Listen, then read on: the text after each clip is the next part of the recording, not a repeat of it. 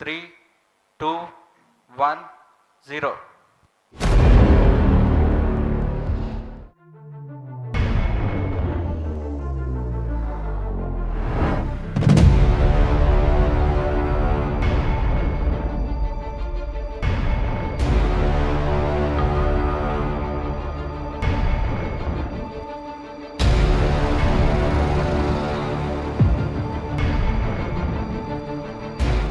सूर्य पर कैसे पहुंचेगा सूर्ययान? सूर्य पर कैसे उतरेगा सूर्ययान?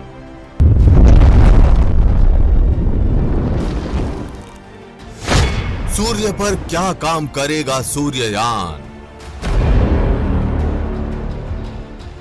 भारत के लिए सूर्य से क्या लेकर आएगा सूर्ययान?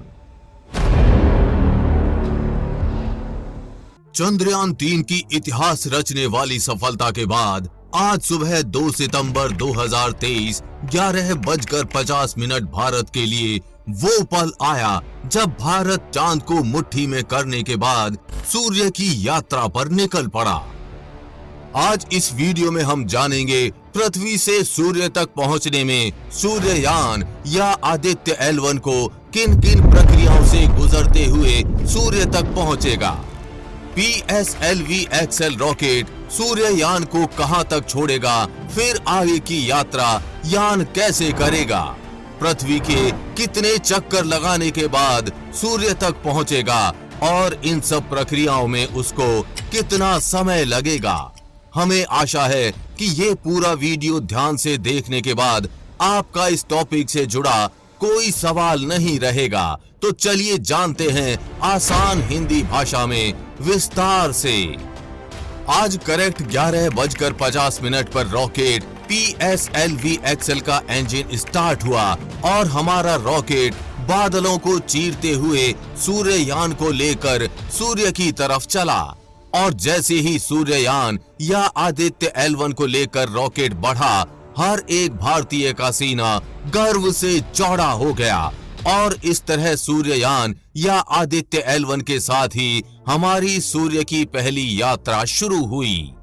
जिस रॉकेट से सूर्ययान या आदित्य L1 को लॉन्च किया गया उसमें 6 बूस्टर लगे थे, जिसका नंबर है PSLV C57 और नाम था PSLV-XL। लॉन्च के वक्त सबसे पहले PSLV-XL के 4 बूस्टर रॉकेट शुरू हुए। उसके बाद बाकी 2 बूस्टर रॉकेट शुरू हुए। 100 सेकंड यानी आसमान में 62 किलोमीटर की ऊंचाई पर पहुंचने पर 4 बूस्टर रॉकेट PSLV-XL से अलग हो गए और रॉकेट का लिक्विड इंजन स्टार्ट हो गया।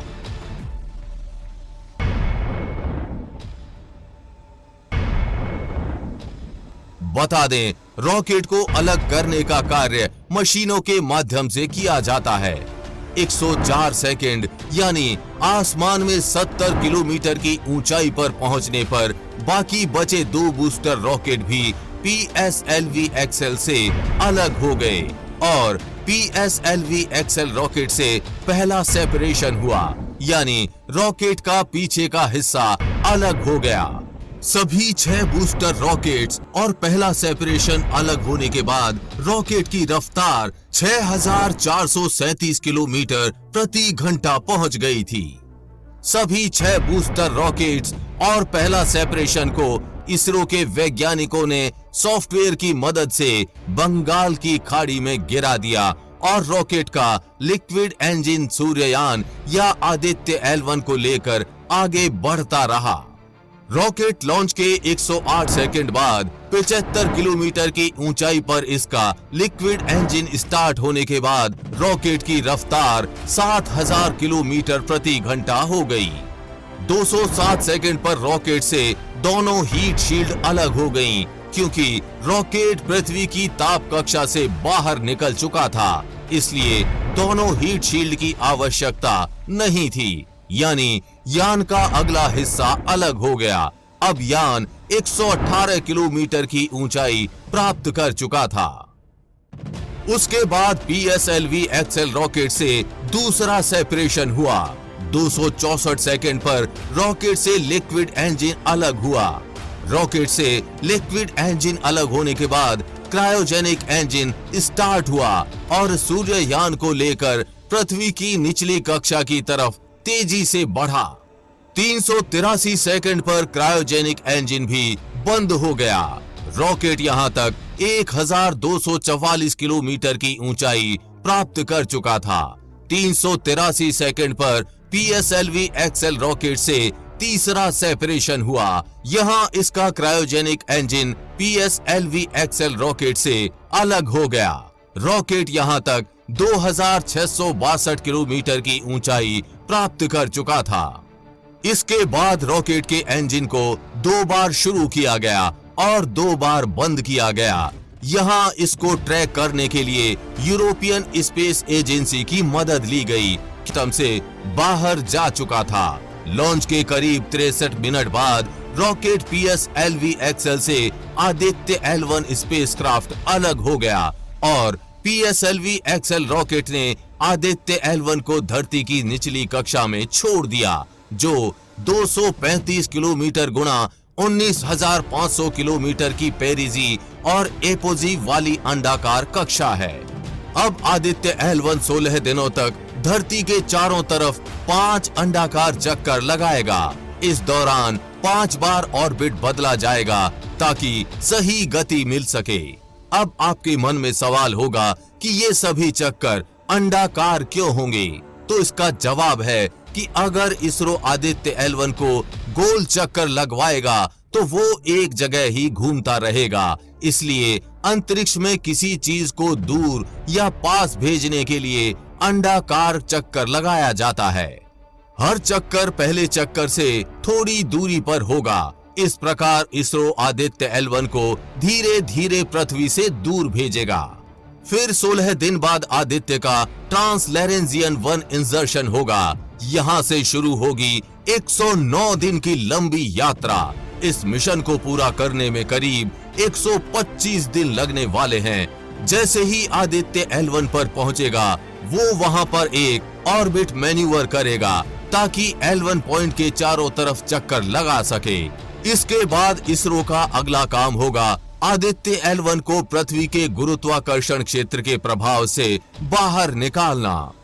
अंतरिक्ष यान को प्रणोदन का उपयोग करके यानी यान के इंजन को फायर करके इसरो इसको L1 बिंदु की ओर बढ़ाया जाएगा। जैसे ही अंतरिक्ष यान लैंग्रॉस बिंदु की ओर बढ़ेगा, ये पृथ्वी के गुरुत्वाकर्षण क्षेत्र के प्रभाव से बाहर निकल जाएगा। इसके बाद आदित्य L1 का अगला चरण शुरू होगा, यानी क्रूज चरण। पृथ्वी के गुरुत्वाकर्षण क्षेत्र के प्रभाव को छोड़ने के बाद मिशन का क्रूज चरण शुरू होगा। इस चरण में अंतरिक्ष यान को L1 में उतारने की प्रक्रिया की जाती है। ये थोड़ी लंबी चलेगी। इसके बाद इसरो का अगला और अंतिम चरण शुरू होगा, यानी हेलो ऑर्बिट। मिशन के अंतिम चरण में अंतरिक्ष यान को लैंग्रेज बिंदु L1 के चारों ओर एक बड़ी हेलो कक्षा में स्थापित किया जाएगा। इस तरह से लॉन्चिंग और L1 बिंदु के पास हेलो कक्षा में अंतरिक्ष यान की स्थापना में करीब 4 महीने का वक्त गुजरेगा। इसे इस मिशन का सबसे कठिन पार्ट इसलिए माना जा रहा है क्योंकि इसे 2 बड़े ऑर्बिट्स में जाना है। इस प्रकार हमारा सूर्ययान या आदित्य L1 सूरज से 14 करोड़ 85 लाख किलोमीटर दूर और धरती से 15 लाख किलोमीटर दूर लैंग्रेज पॉइंट L1 कक्षा में स्थापित हो जाएगा। अब आपका सवाल हो सकता है, क्या है Lagrange point L1? Lagrange point यानी L1, ये नाम गणितज्ञ जोसेफी लुई लैंग्रेज के नाम पर दिया गया है। इन्होंने ही लैंग्रेज पॉइंट्स को खोजा था। लैंग्रेज पॉइंट से तात्पर्य है जब किसी 2 घूमते हुए अंतरिक्षीय वस्तुओं के बीच ग्रेविटी का एक ऐसा पॉइंट आता है जहां पर कोई भी वस्तु या सैटेलाइट दोनों ग्रहों या तारों की गुरुत्वाकर्षण से बचा रहता है। वो पॉइंट लैंग्रेज पॉइंट कहलाता है।